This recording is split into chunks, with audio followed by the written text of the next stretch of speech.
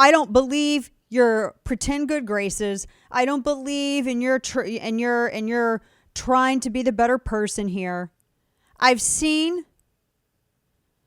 this from 10 years for people. And I'm going to tell you something. One of the things that really aggravates me, I tweeted this thing last night because I was starting to get blown up. I had said, after all the crazy redacted Baldwin has said to and about me, I'm going to have more grace than him right now and leave it at that. And I had a number of people come out and say, a number of people on the left, oh, well, you're just making this about you. You're making this about you. No. That is what you leftist jackwagons have done for over a decade. You have made every mass shooting, every mass casualty incident before the bodies are even cold. You have made it about every Second Amendment advocate. You have made it about every mother who keeps a firearm by her bedside when her husband travels for work because she doesn't want to be attacked and raped in her home. You have made it about the father who's a construction worker who just wants to make sure that he has a sidearm when he shows up for work at 4 a.m. You have made it about every man and woman in this country who simply wants to preserve their right of self-defense. And you've done it for well over a decade. So don't you, by God, give me the excuse that, oh, you're making this about you. You people did that. And now because a Democrat's involved, you expect everyone to turn the other way.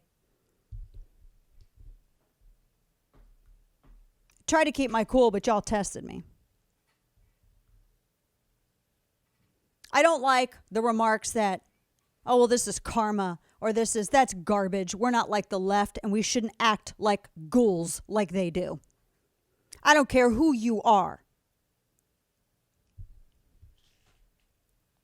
There's a woman who lost her life. And you know what gets me?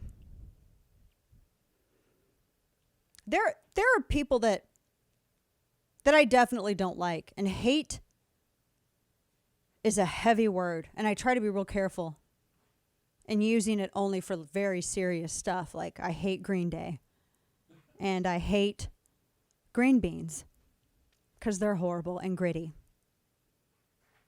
The green beans.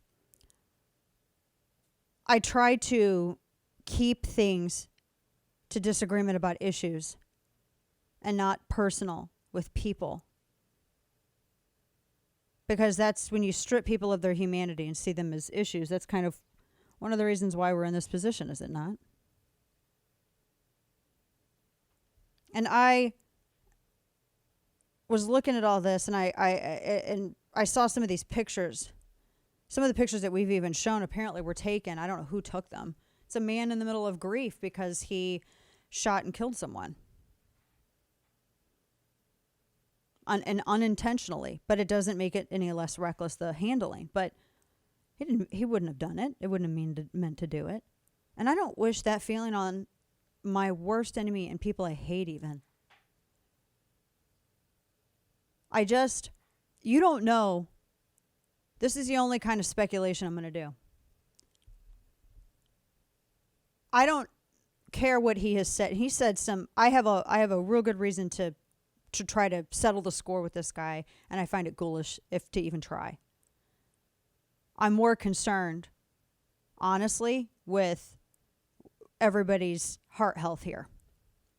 Because I can only imagine what it was like when apparently it was one shot and they think it was going to be for, filming, and then the sudden horrible realization that he had fatally struck the director of photography, a woman who's my age, actually, someone that he hired.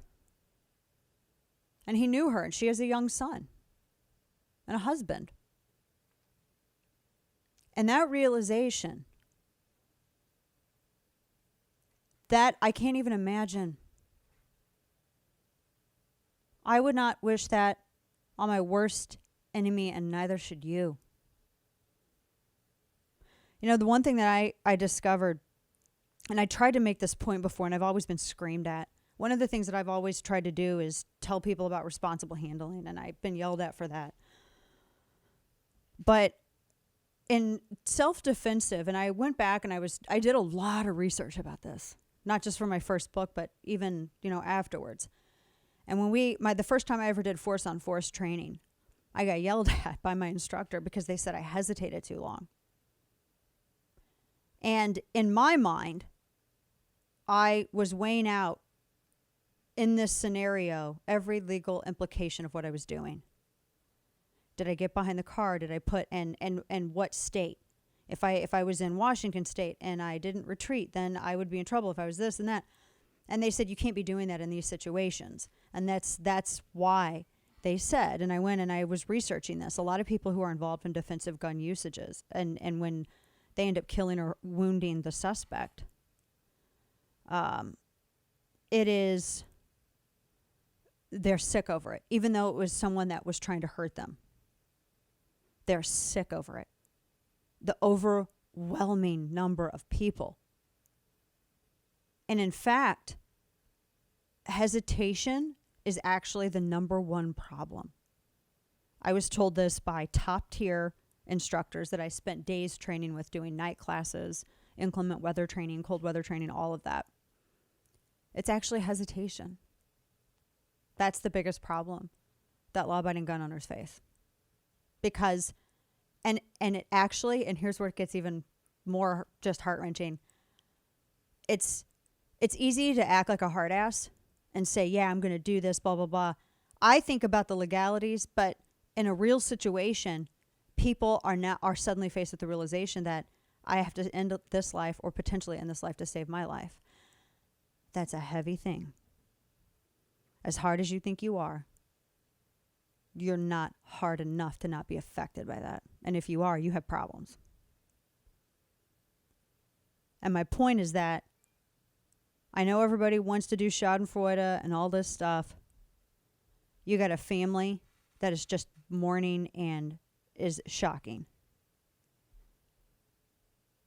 And you have someone who is going through personal hell right now.